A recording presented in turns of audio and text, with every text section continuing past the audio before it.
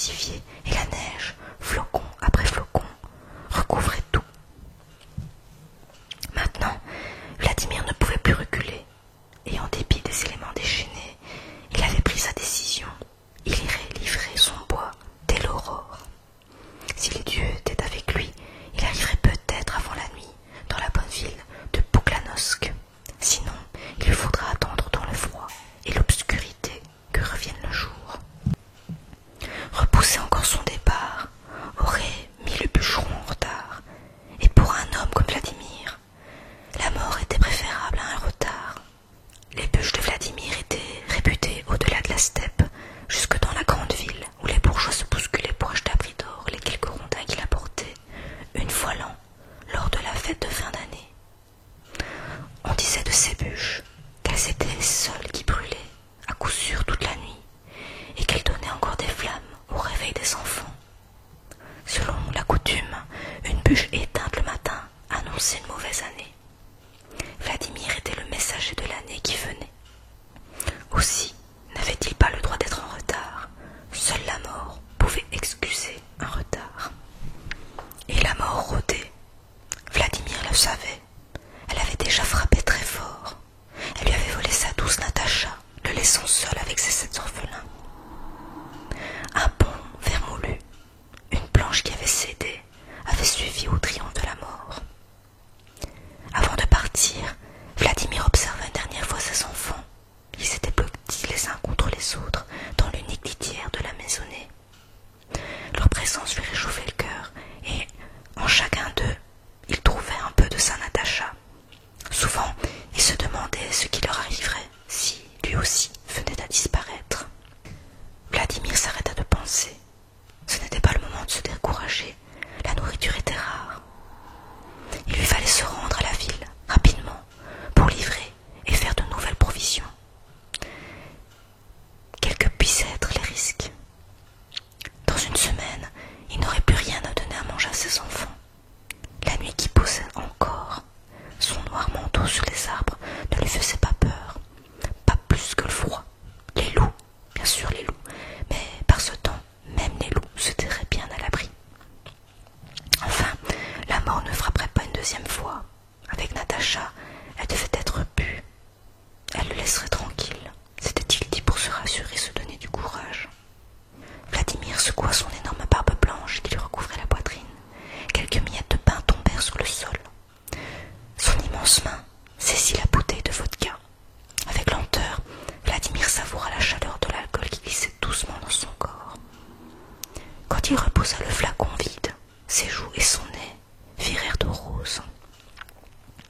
Un large sourire de satisfaction découvrit de superbes dents blanches, faites pour manger et rire. Vladimir enfonça son gros bonnet de laine sur ses oreilles, dissimulant son épaisse chevelure immaculée, comme une première neige. Il frappa le sol de ses pieds et s'emmitoufla dans son lourd manteau rouge.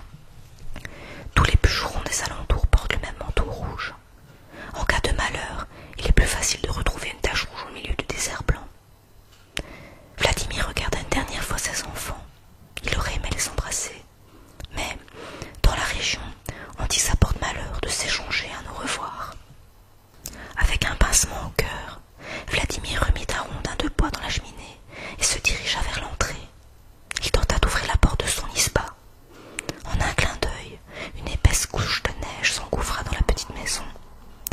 Vladimir poussa sur la porte, s'extirpa de l'intérieur, repoussa le battant et se dirigea péniblement vers l'écurie.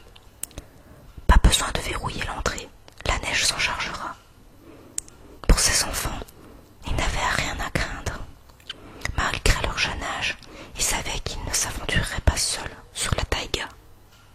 Et puis, quand bien même, si un voyageur égaré forçait la porte dans ce lieu perdu du monde, c'est qu'il avait plus besoin d'aide qu'il n'était animé de mauvaises intentions.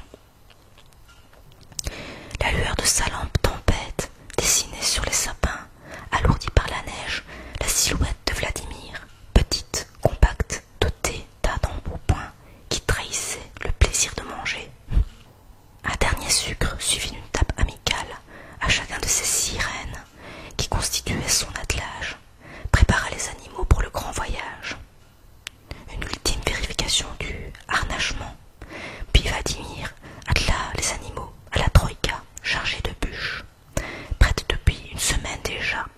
Ensuite, il sauta sur le siège avant et, d'un simple claquement de langue, fit ébranler le convoi. La nuit aveugle écouta, en silence, les joyeux cliquetis des clochettes du traîneau. Le vent hurlait sur la taïga. Les rennes peinaient mais avançaient. Le bûcheron rabattit sur son visage sa chapka et lentement se laissa emporter par un demi-sommeil. Les bêtes connaissaient le chemin. Vladimir, dans son rêve, voyait les bûches flamboyer avec 1000 étincelles dans l'âtre des bourgeois de la ville.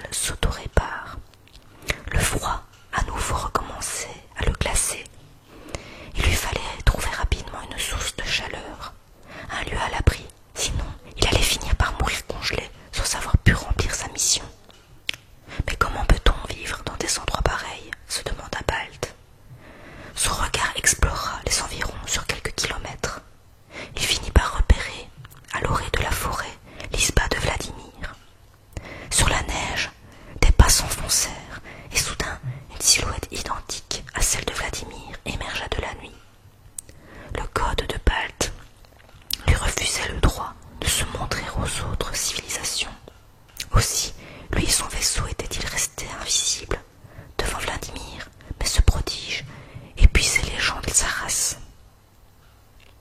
Pour le temps qui lui restait à passer sur Terre, Balt décida de copier la silhouette de Vladimir.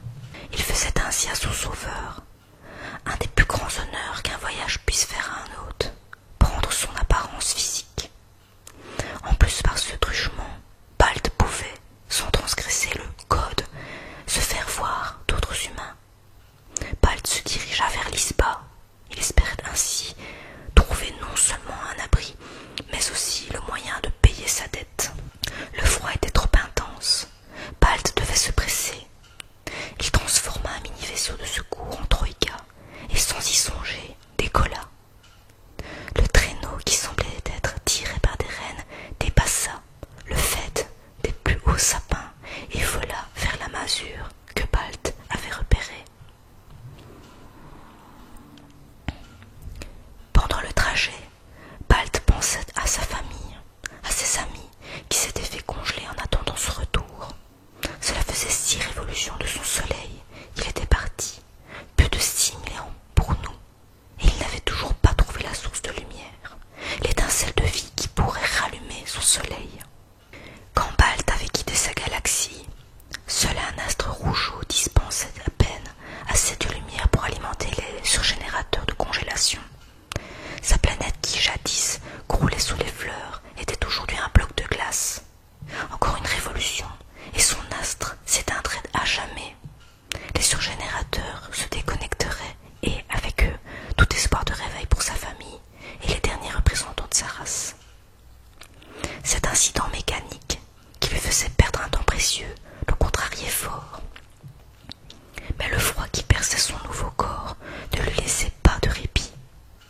Malgré l'étendue inimaginable de son savoir, Balt ne pouvait pas tout connaître, et même s'il avait dérobé une petite quantité précieuse de renseignements à Vladimir lors de sa réanimation, il ne pouvait pas encore tout deviner. Quand Balt doutait, il laissait sa logique décider pour lui. Balt posa donc son vaisseau sur le toit de la maison de Vladimir, pensant que c'était là qu'il fallait ranger la troïka. La source de chaleur qui fumait par la cheminée semblait indiquer, vue du ciel, la seule entrée possible. Pressé de se réchauffer, l'infortuné voyageur ne prit pas garde. Il enfonça sa tête dans le conduit, faillit s'étouffer à cause de la fumée et tomba la tête la première dans le conduit. Il se retrouva tout couvert de suie, le postérieur dans les braises, à s'agiter dans tous les sens pour essayer de se sortir de cette position inconfortable. Le vacarme provoqué par sa maladresse réveilla les 7 enfants, qui étaient entassés dans le même lit. Quand ces derniers virent celui qu'ils prenaient pour leur père couvert de suie, ils lui firent la fête et l'aidèrent à se relever. Après l'avoir épousseté, ils l'installèrent à table et lui donnèrent à manger, comme ils le faisaient chaque fois que Vladimir revenait d'une journée de travail. Croyant à un usage de cette planète pour ne pas vexer les enfants, le voyageur avala tout ce qu'on lui présenta. Quoique étonnés par l'appétit inhabituel de leur père, les enfants sortirent tout ce qui restait et posèrent une nouvelle bouteille de vodka sur la table. Balt, sans se méfier, but tout l'alcool qu'on lui présentait. Il tomba sur la table, ivre-mort. Les enfants pensèrent que leur père était revenu à cause de la tempête et qu'il avait attrapé froid. Alors, ils couchèrent Balt dans leur unique lit et ils veillèrent sur lui plusieurs jours sans manger. Le voyageur en un repas et en son ignorance avait ingurgité les provisions qui auraient duré normalement une semaine pour cette pauvre famille. Quand Balt se réveilla enfin, il était allongé sur un lit, entouré par 7 corps chétifs qui lui servaient de couverture. S'il lui avait chaud, les enfants par contre tremblaient de froid dans leur sommeil. Il sortit du lit sans les réveiller et posa sa main sur le front de chacun d'eux. Il ne mit pas longtemps à comprendre pourquoi ces hôtes étaient aussi frêles. Ils n'avaient